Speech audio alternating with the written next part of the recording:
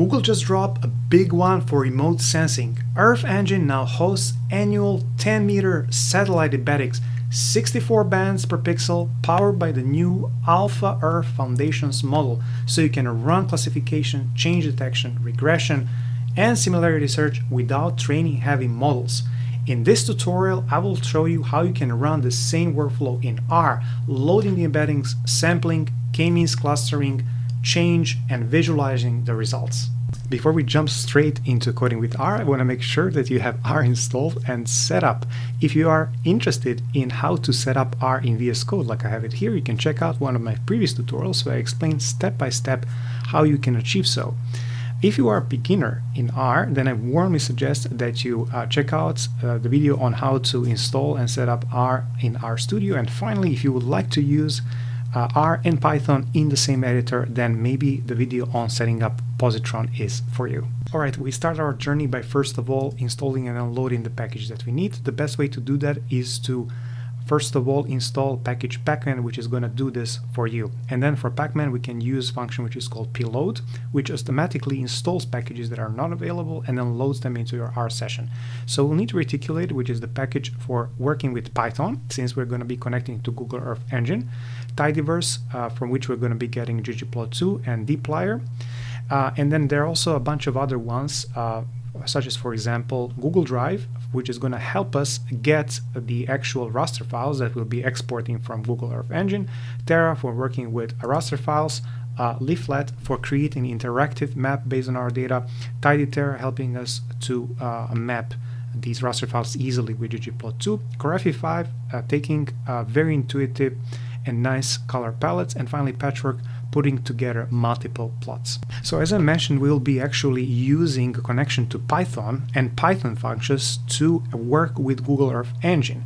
And first of all, we need to make sure that Python is installed and that we have set up a specific Python environment so that we can do that. So the first step will be to check if Python is available and then to configure this reticulate. So we're going to be using this command sys.which, then type in Python, and then over here, as you can see, I already have Python installed. Then I just need to make sure that I provide this path to my reticulate environment. So I'm going to use another command sys.setEnvironment, and then I'm going to define here that I want this environment to be called reticulate Python, and then as a string I'm just pasting here the previous link to my Python executable where it's located on my system. And then as a last step, we're just going to check here using pyconfig from reticulate whether actually this path to Python was added to it. And then as you can see that the pathway to my Python executable was now enforced, and you can see that I have here not only the Python versions, also have the NumPy, also NumPy version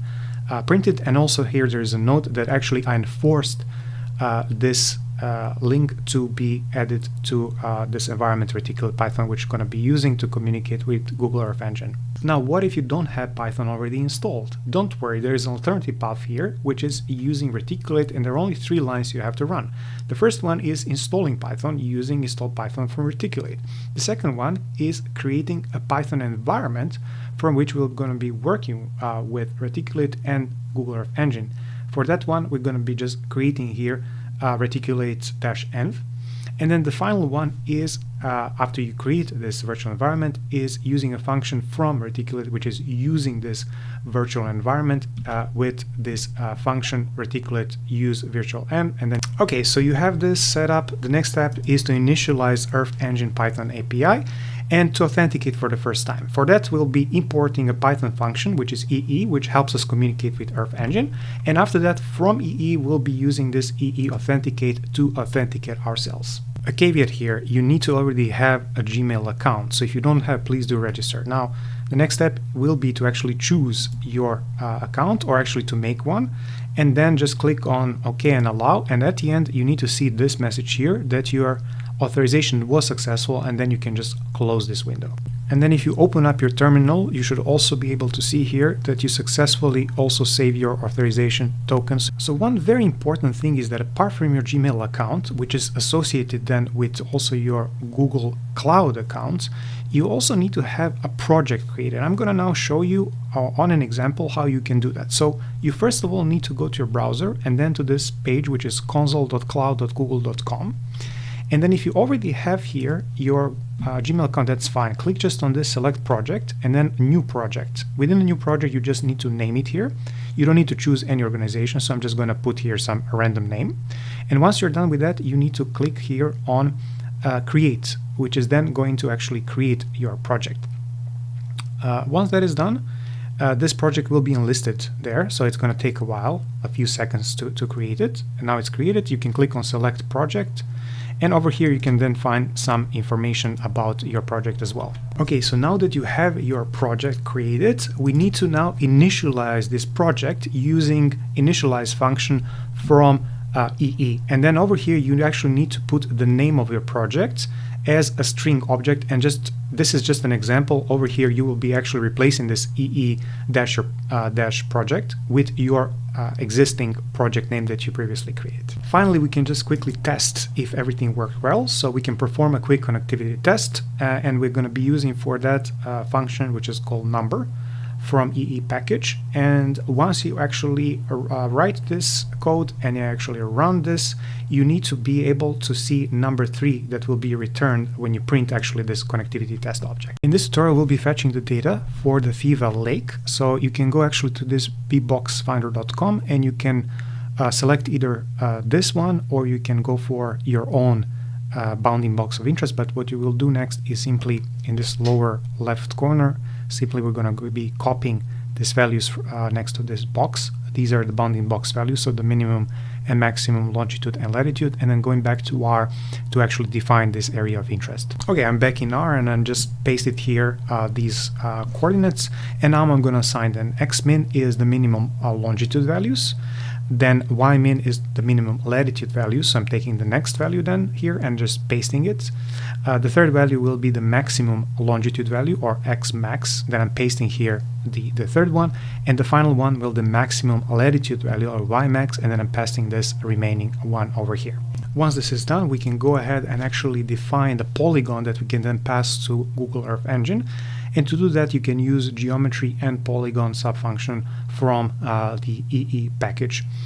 Then what you need to do is basically you need to provide a list where each member of the list is going to be either the longitude or the latitude in some combination, essentially, so that you actually, by providing these 4 points, you actually are able to create a polygon of that bounding box of interest that we can then pass to Google Earth Engine. So we're going to actually start here with minimum longitude and latitude, then we're going to proceed to the minimum longitude and maximum latitude, then the maximum longitude, maximum latitude, and finally the maximum longitude and the minimum latitude. To be able to fetch the data, we need to go to the source, and this is the source page on Earth Engine Data Catalog for Satellite Embedding version 1. And over here I actually highlighted the path to this data source, which we'll be actually then using directly in R.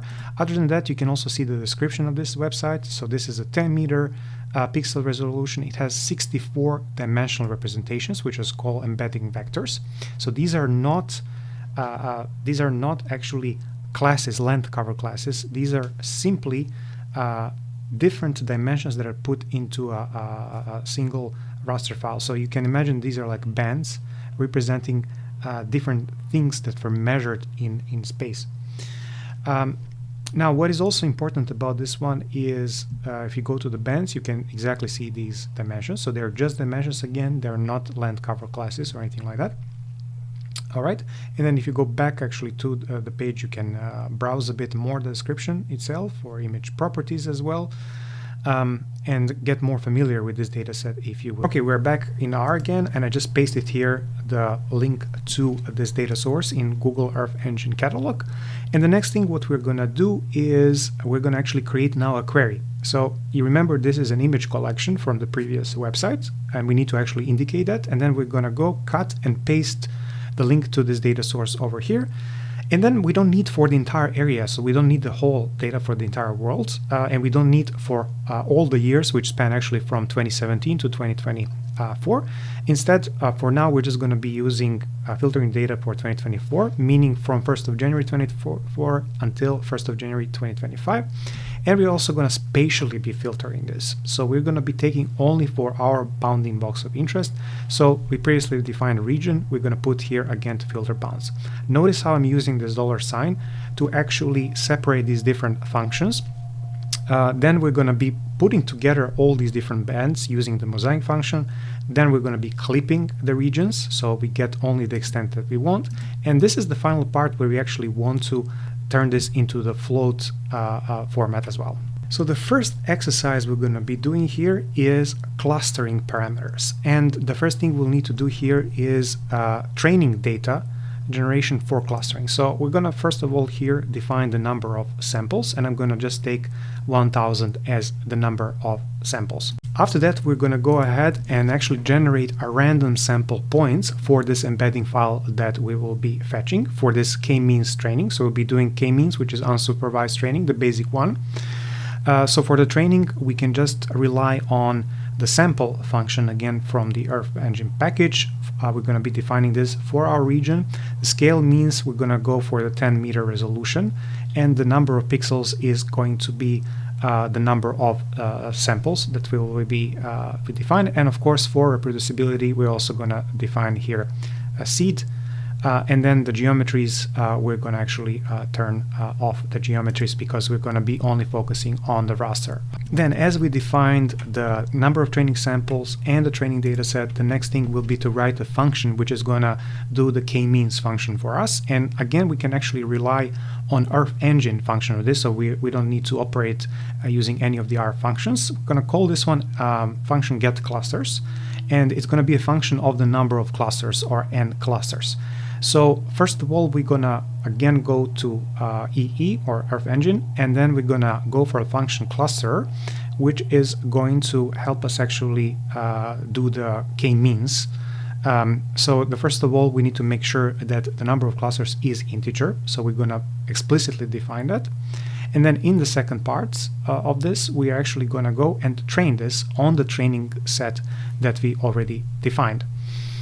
In the final part, we're going to define this option which is called clustered, and then in this clustered we're going to go ahead and actually apply to our embeddings image object. We're going to apply this function cluster, which also comes from the EE package, and then finally we're going to return this object cluster. So we're going to in the next step then be using this function to perform the k-means clustering exercise. So let's go ahead and now apply this function, and now let's create, for example, 5 clusters. So we're going to create this object called clustered k5, and then we're going to apply our function get clusters and just put here 5 as the number of clusters.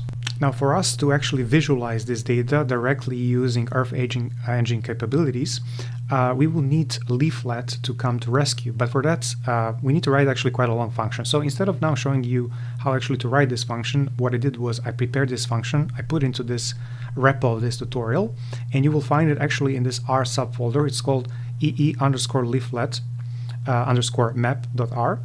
So if you actually then open this one just by clicking it, what you need to do next to call this function, you need to go and click on this raw button in the upper right corner, and then you're going to get actually the raw page of this. What you need to do next is simply click on the link to this raw file and then copy it, and now we're going to go back into R and we're going to call this function. Okay, so I just pasted here this link to my raw file of this function. Then we're going to actually put a double quotation marks around it, and then we're going to use DevTools package. If you don't have it, you can install it at the beginning and source URL function from it, and then put the brackets around it. So once we run this, actually this function will be loaded into R. Then before we go and visualize this, we can go ahead and define the palette. We're going to be using Kali palette from Graphify, which is a categorical discrete palette, and it's colorblind friendly, so it's perfect for this case. Because Graphify actually provides a list of different palettes, we're going to grab from this list the one that is called Kali. You can also check Graphify page for some other discrete palettes. There's actually a bunch of them. The reason why I'm using Kelly is that it supports more than 10 color values. Okay, now we can go ahead and actually define the parameters for our interactive graph. I'm going to just call this viz K5. And then in the list of these, we can provide several things. What is going to be the zoom level, the minimum and maximum one. And we can also provide how this is going to be centered. So it can be, for example, centered around the x min and xy or y min, or you can just completely just remove that as well, because we can define also the bounding box as the center line. And finally here for the palette, we'll be just using the first 5 values from this Kelly palette. And finally, we can pass these parameters to our function and then actually create this interactive graph. So we're going to first of all go ahead and use this EE leaflet map function. Within it, we need to pass actually the object that we want to show. So that would be the clustered K5. Of course, this is very important, needs to be turned into an integer. Then we can pass this visualization parameters that we defined as a list previously. There's also here, as you can see, the center. So for the center, we can just select what we want in terms of the coordinate values, so the longitude and latitude. Then we can also define here the zoom. As you can see, I removed the center because by default it's going to go for the bounding box that we have. The zoom level a bit higher, and then for the satellite base, we want the satellite base layer to be here as well, so that's why I'm putting it here. And we can also name here our layer name because it has 5 clusters. That's what I'm just going to do. Finally, you can just go ahead and actually print this map. As you click enter, you should be able to see this colorful image. So this is our embeddings image. Everything around it is the base satellite image. You can actually zoom in, you can zoom out, you can also deselect this K5 cluster or anything else you want. This all looks great, but what if you would like to export now these clustered files as raster files, first of all to your Google Drive, and then also to download them locally so that you can work with them in R? Well, don't worry. In this step, I'm going to actually show you how to do that. The first thing we need to do is we need to use Google Drive package to authenticate ourselves. So we first of all, that means you need to, of course, have your Google and your Gmail account. Once you do this, what is going to happen is, as you can see, it's going to offer you 2 options. One is that you authenticate yourself, and second, select one or more of the Gmail accounts you have. So what I'm going to do here is simply I'm going to select 2 and I'm going to press enter. So this will authenticate my Google Drive account so that I'm now able to access it and do stuff. The second thing we're going to do is we're going to make a new folder in our drive, and we're going to call this one Earth Engine Exports. We're going to be actually exporting the files directly into this folder. Now, once you actually do that, what you need to see is this. Once you run in your terminal, you need to see that this folder was now created in your Google Drive. The next step is to check if this folder was indeed created. So we're going to go ahead here and take another function from Google Drive, which is drive_get. And then we're going to pass the name of this Earth Engine Exports, and then we're going to actually run this, and then we're going to print this export folder to see if it really exists. So what you will actually see if in your terminal after that, what you need to see is the following. So you need to see here the input path resolved to exactly 1 file, and with this green mark, which means that this folder indeed exists now in your drive. The next thing is to check if there are any files in this drive. Of course, because we just created this folder should be empty. But nevertheless, let's use another function from Google Drive, which is going to help us actually, determine if there is anything. And this function is called drive_ls. And here we just need to pass export folder, and then we need to actually print this newly created drive files and see if there is anything there. So once we run this, as you can see here, there is nothing. It's an empty table, which means that currently we don't have any files there. They still need to be exported. Given that we now have this folder, we can go ahead and define the function for exporting these clustering results to our Google Drive. We're going to call this export raster function. It's going to be again function of the number of clusters, or k. And over here then within this function, we're going to call our previously defined function for getting clusters, so get clusters, which is going to be again dependent on k, so number of clusters. And then we're going to make sure here that first of all we coerce this to integer, and second that we clip only for our region of interest. So following this, we're going to also add some export parameters so that we can actually capture whether we really exported the stuff without going to our Google Drive. The first one is going to be the description. So we're going to define here this description. We're going to use this sprint add function from base R, which is simply putting things together. And then over here, what we're going to do is for every cluster exports, we're going to simply define here, we're going to glue to it this k number, and we're going to do the same for the file name prefix, which we can then use to actually fetch the names of these clusters. So again, we're going to be using sprintf here and gluing here simply this k to this constant, which is clusters k. As a final part of this function, we're going to be creating an export task to Google Drive. This is essentially going to get us the files from Google Earth Engine into our Google Drive. For that, we can use batch export and then image and then to drive, so all these functions together. Then we need to actually specify here what is the image. So as we said before, clustered int that we defined before within this function. For description, we can use the description that we have. Same goes also for the file name, which we can define after that. Folder, very important. This is where your images are going to end up. So we should use this Earth Engine exports that we previously defined. File name prefix is also defined here. So this is something that is going to help us distinguish among these different file names. Scale is going to be 10 meters, which is the default resolution of this embeddings files. Our region of interest is already defined, so that is the region. File format, we definitely here want to go for the TIFF format, so please include here the GeoTIFF one. And then the final one is the maximum number of pixels, so we're going to go for the very maximum number of pixels that is here allowed.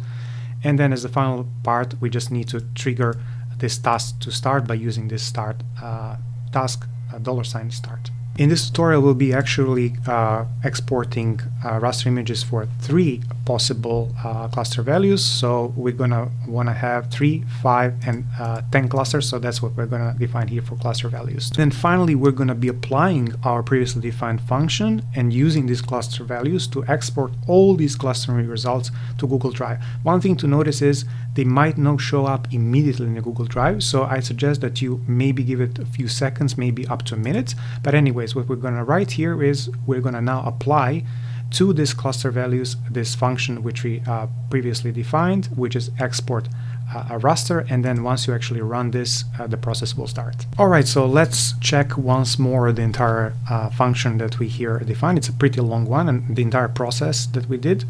Okay, so once you do that and you run this whole thing, you can see here that this is what we actually have exported to our Google Drive. So we exported these 3 files. These are TIFF files, and they have names, as you can see, clusters, and then appended with K, and then the number of clusters for each of them. So we actually have the one with 3, 5, and 10 clusters. These files are still sitting in our Google Drive. So what you can do is you can manually download them, or what I'm going to show you here is how you can download them directly in R using just a function to export from Google Drive to your local drive.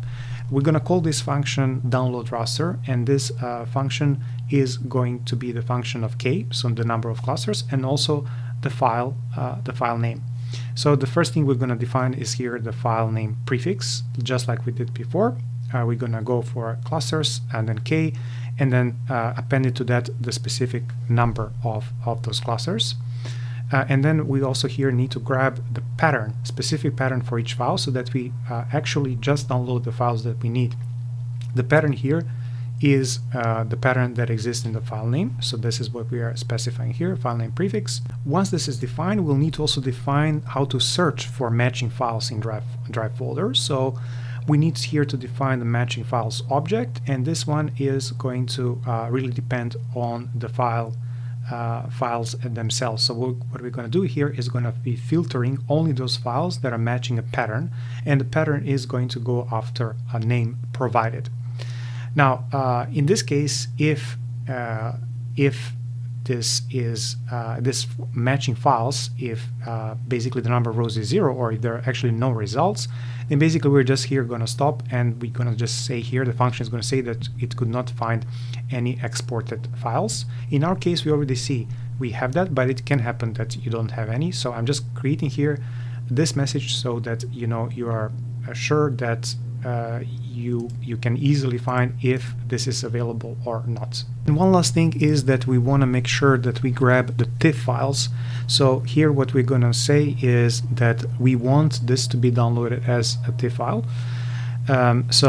We're going to again use this matching files, and then we're actually going to arrange the existing files in the descending order, and of course only choosing those that have the TIFF extension over here. So this is what we are defining in this line of the code, making sure that this is defined, and of course that this is actually found in the name itself. And then finally here we're going to take only the first result in this function. One important thing is that we download the files with their original names, and this is what we also going to specify in this function. So we're going to finally go and define this local file name, and we're going to go for this chosen file name, and we're going to actually enforce this one to be the one that we're going to be downloading. Then from Google Drive package again, we're going to be using Drive Download, a very convenient function which allows for downloading.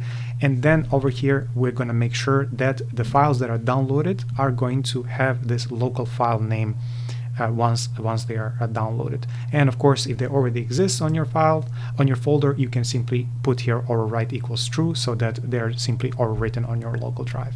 We now define the function, and then we can go and simply apply this function to the list of the files that we want to download.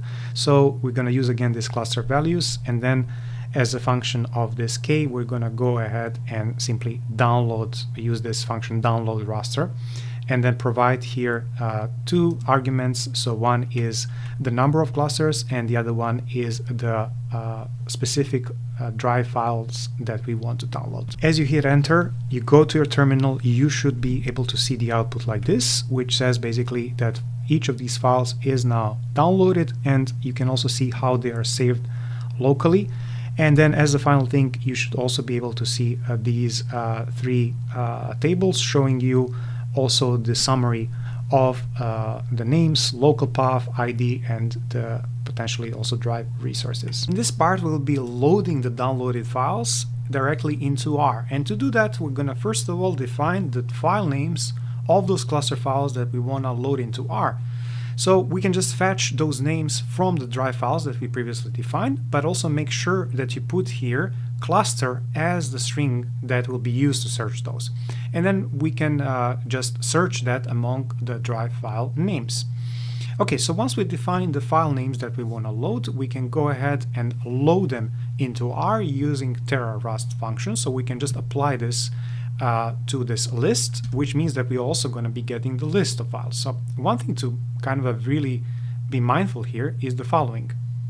What you can see here is that we have actually a list of 3 raster files, but they're not in the order we expect. You see here that first member of the list is actually K5, so cluster with 5 values, followed by cluster with 10 values, and then the third one is with 3. That's something we'll need to factor in the next steps when we will be actually creating the plot for these. Okay, then as a next step, now that we know the order is a bit messed up, we're going to go ahead and properly name so that we actually know what are the names of these raster files. So again, we're going to go ahead and use this k as a constant, and then we're going to be adding in the order of appearance, so 5, 10, and then 3. The next step is, of course, to create these cluster plots, and we can actually write a function since we want to actually create 3 plots and then put them together.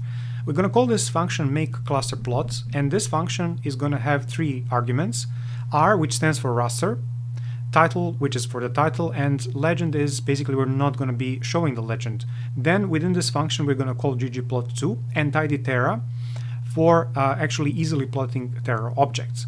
Because here we are dealing with discrete values within each of these cluster rasters, we need to coerce the raster file into a factor. Then we can go ahead with customization. We can, for example, customize here the palettes. So we can use the Graphify palette, especially the Kali palette from this package, because it's colorblind friendly, it's intuitive. And then what is very important here is that you define that you don't want to drop any of the values. Finally, we're not going to be showing any legends, so I'm putting here guide equals none. We're going to separately be defining title for each of these, and I'm going to go ahead and define here a minimal theme. We can now move on and actually generate individual plots for each of these k values. So we define the make cluster plots. We thus now need to actually apply this to our list of raster objects. So the function here is make cluster plot. Then the data to which we want to apply are of course these cluster raster files. And then the next thing is to define the title. Now for the title, what we want to do is we're going to glue together k as a constant for a cluster, and then also these numbers. Remember, we have it in the wrong order, so we need to define here 10, 3, and then 5. We're not going to be showing any legend, so I'm just here making sure that legend is not printed and putting for each of the plots that the legend equals false. And the final part is we're not going to be simplifying this plot, so I'm going to put just simplify equals false. Okay, we can finally then combine plots into a single panel plots, and then we can just have one single row with all these 3 plots together. So we can call this combined plots, and for this combined plot we can use patchwork. If you did not load patchwork at the beginning, I suggest that you do that. So we're actually going to order this in that we follow actually the order which is supposed to be. So we're going to start with the second element, which is k3. We're going to go to the third element, which is k5, and then the first element, which is k10. And then finally here for the plot layouts, I would want to order it in such a way that there is a single row, and in that single row we're going to have those 3 plots, and we're going to collect the information about the guides, and in guides we define that we don't want a legend. Of course here, if you do want to have a legend, you can define it in the previous step, and then in the next step, in this step specifically, you could define what is going to be your legend position, but we're not going to do that, so I'm just going to delete this and keep it as is. And this is the final panel image with all of the cluster images.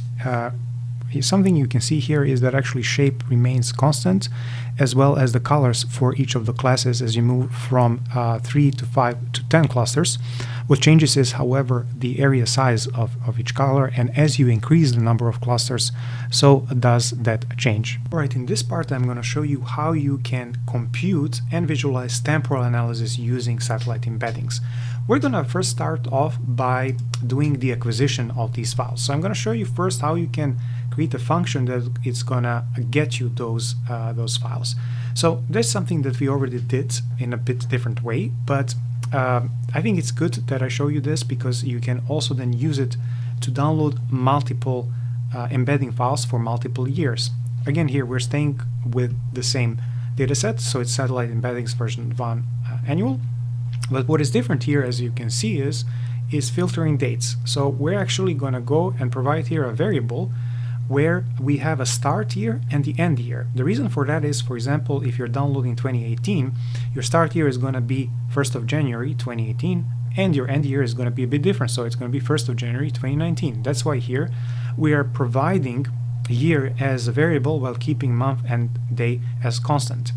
Then we're going to go and apply this standard stuff like filtering the region, specific region, getting the mosaic one, and then also clipping the region, and finally coercing this into a float.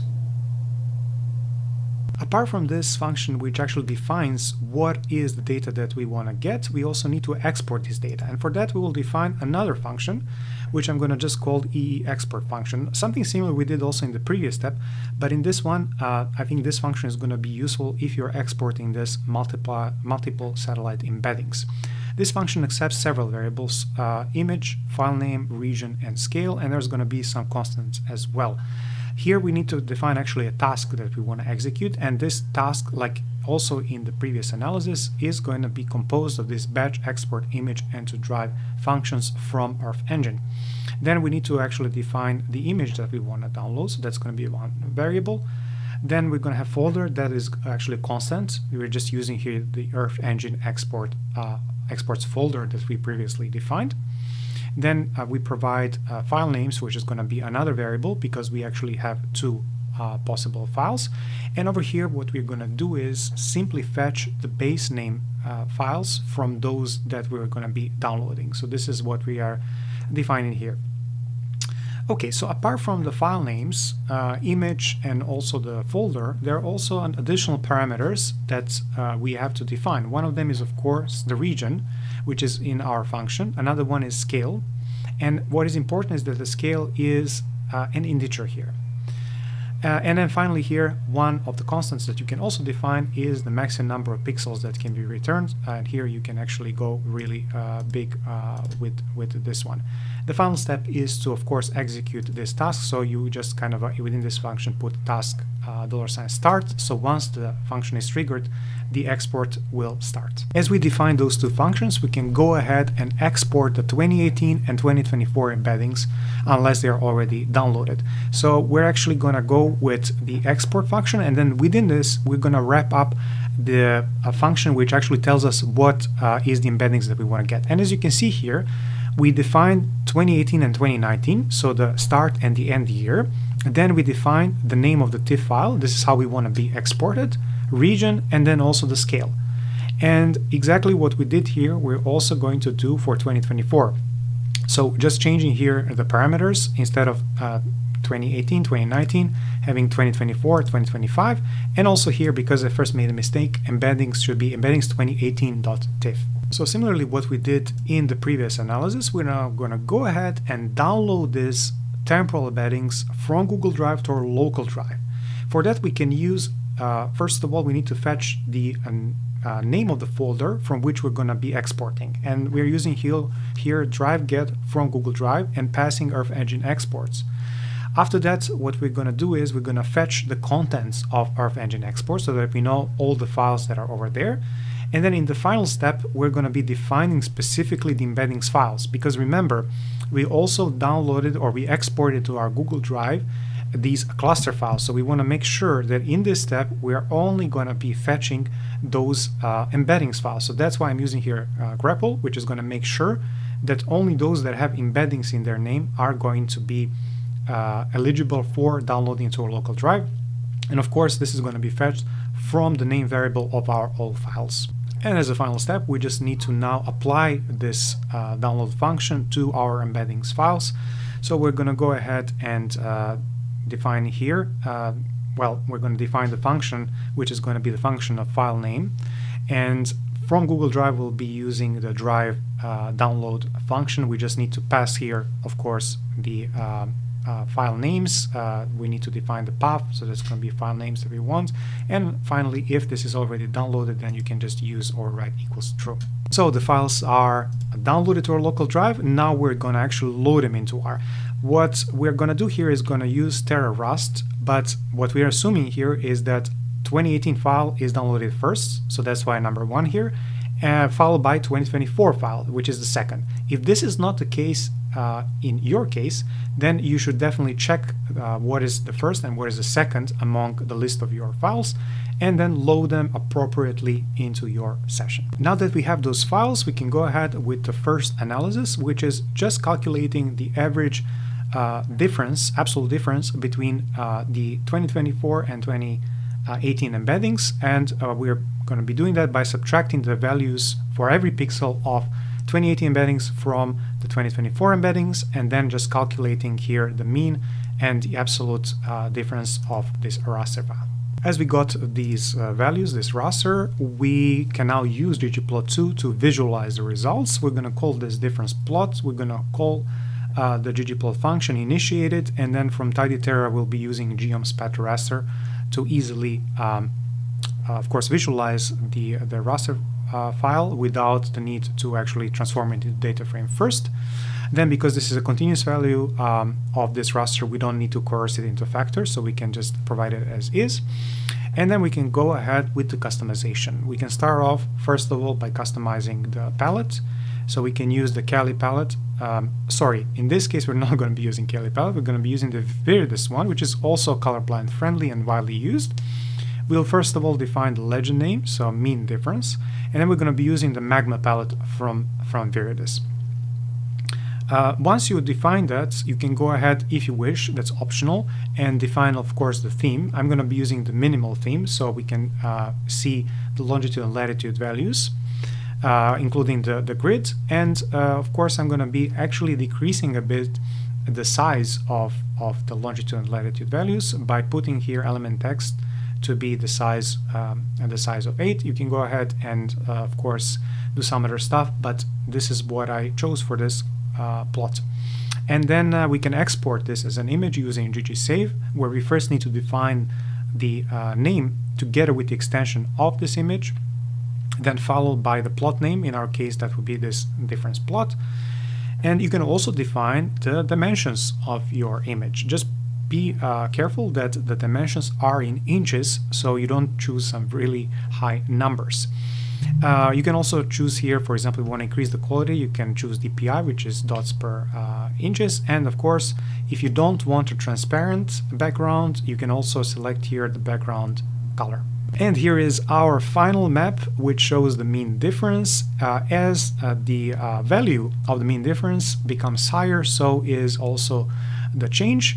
So you can see actually the shape of the lake itself, which has very low values, meaning there is little or no change. And very, very light values you can see on the northwestern part of the lake, but we don't know what this difference actually means. Is this an increase or a decrease, and in what actually land cover class this is happening? Using absolute mean difference to calculate temporal change is just one of the methods. Another one is the cosine similarity analysis, which is an advanced change detection using cosine similarity. But what is cosine similarity?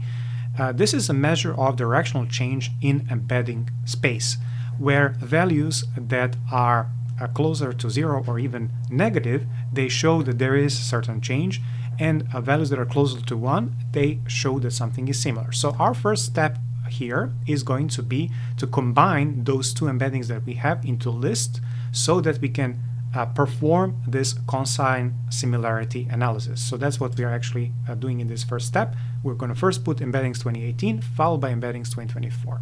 Then we're going to go and define a function to compute cosine similarity between these 2018 and 2024 embedding vectors. And this function is going to be applied pixel by pixel and across the two raster files. So we're going to be defining this cosine similarity function, and then what we're going to be doing is creating actually two objects for the start. The first one is going to be embeddings 2018 pixel, where we're actually going to be taking the first 64 bands, which belong to the first embedding, and then creating the second one for 2024, which are going to be from 65 to 128. The reason why we're doing this is that we know that exactly there are 65 bands, so we cannot make a mistake. And filtering, of course, these two, because that is what is necessary for this analysis. Also putting here that we are not going to be dropping any of the existing bands. Once that is accomplished, we can go ahead and define first the numerator and then the denominator. The numerator is going to be computing the dot product. Dot product in this case is going to be the sum of rows where we multiply the rows of 2018 and 2024 embeddings. For the denominator, we will be actually computing the magnitudes of the two embeddings. So we're going to be separately computing the magnitude for 2018 embedding and the magnitude of 2024, but the formula is going to be the same. The formula will be the square root of the number of rows which are squared for each of the embeddings. So then we have magnitude 2018 and magnitude 2024. So I'm just changing here actually the numbers, but the formula remains the same. And then the final parts will be combining these two to calculate cosine similarity with bounds checking. So cosine values here will be the dot product divided by the multiplication of magnitude 2018 and magnitude 2019. When I say the bounds, it means I want to coerce the resulting values to be between -1 and 1, because this is what makes sense when computing cosine values, as we said before. Our function is now defined, but to actually apply this function to calculate cosine similarity across all the pixels, we can use app function from Terra, which is used for applying functions on raster files. So we are using this Terra app, and then we are providing first of all our combined embeddings, so the data, followed by the function which we define, so the cosine similarity function. And then, because this function actually produces a local file, we need to provide here the file name, which is going to have a TIFF extension. And then followed by the actual, so yeah, it's going to be saved locally. And then followed by the appropriate format for this. so that once this is loaded back into R, it can be the classes can be recognized. So we're going to be using this format. And then finally, but optionally, you can also choose if you want to overwrite the existing file under the same name if you already carried out this analysis. And just like we did before, we're going to go ahead and, of course, visualize this change detection using cosine similarity. So cosine similarity will indicate greater change between years if the values are lower. So again, we're going to be calling ggplot2 and then again tidyterra for the easier plotting of the raster file. And again, we're going to be using Viridis palette. What changes here is just the legend name because we're doing now cosine similarity, but what stays the same I'm going to change is the magma palette. The only thing I'm going to change is the direction. So here I would like to use the lighter values to show the change and darker to actually show no change or little change. Of course, here you can play a bit with different options, labels, for example. We can define both the title and subtitle to give a bit more context. For the title, we can simply explain that we are looking here at length cover change between 2018 and 2024. And in the subtitle, we can provide more information about the meaning of cosine similarity. So what does it mean to see certain values? And this is just reiterating what we already said. So lower cosine similarity values indicate a greater change. And this is what we will also see in the resulting map. Once you do this, you can then go ahead and play a bit with the theme. Again, I'm using theme minimal, but you can also select some other theme. And I'm also gonna, within the theme, define also the title and the subtitle, as well as the text for the longitude and the latitude values. I'm going to bit decrease the size of the longitude latitude values on my map, and I'm going to bit more increase the title and subtitle so they are more pronounced. And because they are all text, we need to tell ggplot2 that we're dealing here with element text. I'm also going to change the plot's title to bold letters so that it stands out. Subtitle I'm going to keep without the bold ones, so I'm just going to go for a bit lower font size. And also here I'm going to put plot as subtitle. Keep in mind at the end of this one you should just remove this final comma, which I put here by error. And as a final step, you can go ahead and export this image using ggsave. We're going to do the same thing as we did before. So we're going to be defining the name of this PNG file. Then we're going to be providing here the name of the plot that we want to export, followed by some customization. So width and height, which again, they are in inches, so pay attention to that. Do not provide very high values. And of course, we're going to be customizing this a bit further. So we're going to be also defining the dots per inches. We're going to go for a very high one, 600, to increase the quality of this one. And of course, I'm going to make sure that the background is non-transparent. Alright guys, and here is the final map, which shows the land cover change between the two embeddings, where lower similarity indicates greater change. In this case, this means that the lighter values show greater change. You can see clearly again the shape of the lake, which has little or no change, and you can see again that the northwestern part of the map is a bit pronounced. So there is some change there. We don't know what kind of change. Is there an increase or decrease in something? And we don't know what are the land classes which are affected. But that's a topic for one of the next tutorials.